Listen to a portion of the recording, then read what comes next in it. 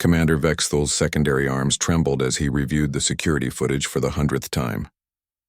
The crystalline viewing screen flickered with grainy images from the maximum security wing of the Chronari detention facility, but the story it told defied all logic.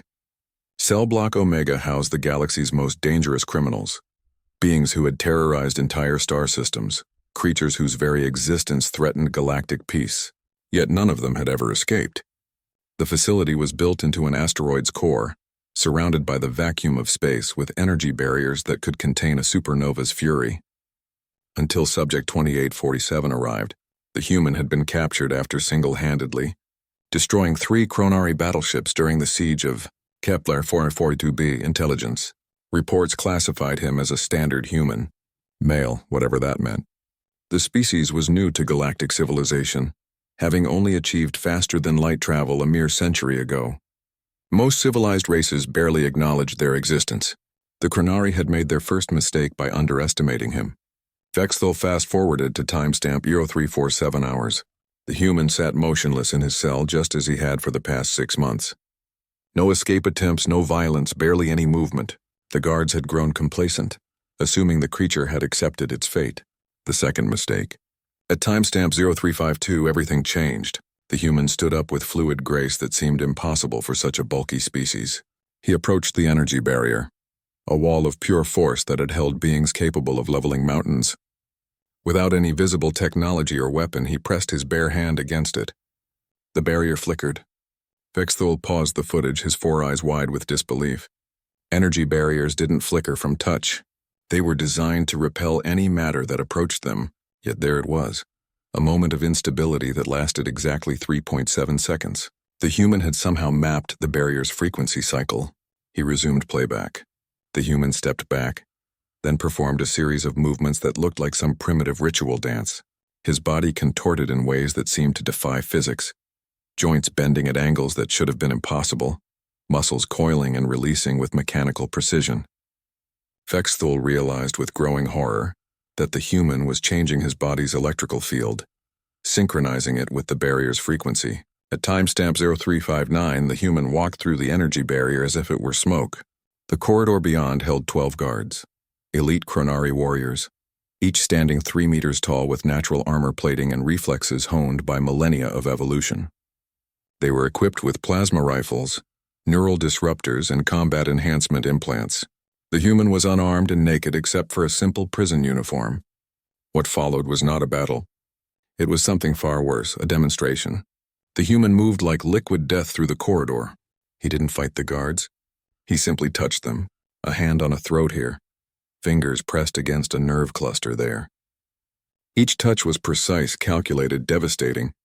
The guards didn't die, they simply stopped.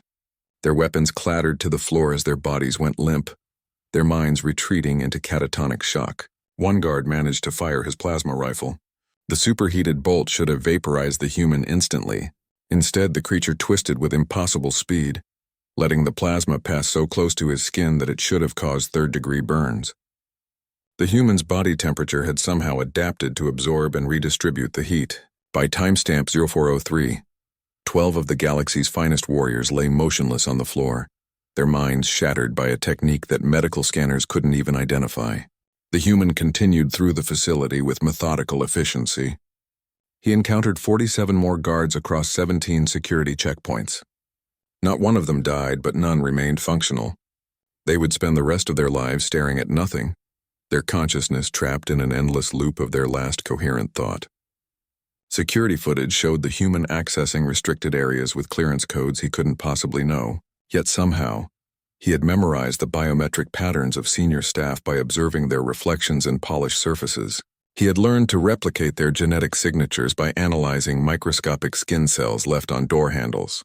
The most disturbing part came at timestamp 0127, when the human reached the facility's central computer core. Instead of trying to hack the system, he simply sat in meditation pose for 17 minutes. When he opened his eyes, every security protocol had been rewritten. The station's AI had somehow been convinced to aid in his escape. Later analysis revealed that the human had communicated with the AI through electromagnetic pulses generated by his own nervous system. He had literally spoken to the machine using his thoughts. At timestamp 0149, the human walked to the docking bay and boarded a single-seat fighter craft. He had never seen the ship's design before, yet he piloted it with the expertise of a veteran ace. As he prepared to leave, he turned toward the security camera and spoke his only words of the entire escape. "Tell them that Marcus Chen sends his regards." The ship disappeared into hyperspace, leaving behind a facility full of broken minds and impossible questions. Commander Vexthal closed the file and stared at his reflection in the darkened screen. The Galactic Council would demand answers he didn't have. How could one being, one supposedly primitive human, accomplish what armies had failed to do? The truth was terrifying in its simplicity. They had underestimated not just Marcus Chen but his entire species. Humans weren't advanced despite being newcomers to galactic civilization. They were dangerous precisely because they were newcomers. While other races had grown soft through millennia of technological dependence, humans had retained the predatory adaptability that had made them apex hunters on their homeworld. They were evolution's perfect survivors, wrapped in the deceptive package of civilized beings. As reports flooded in of similar escapes across the galaxy, each performed by a different human prisoner, each leaving behind the same signature of shattered minds and impossible feats, Vexthal realized the horrible truth. The humans weren't just escaping. They were sending a message. And the galaxy was finally beginning to understand what humanity really meant.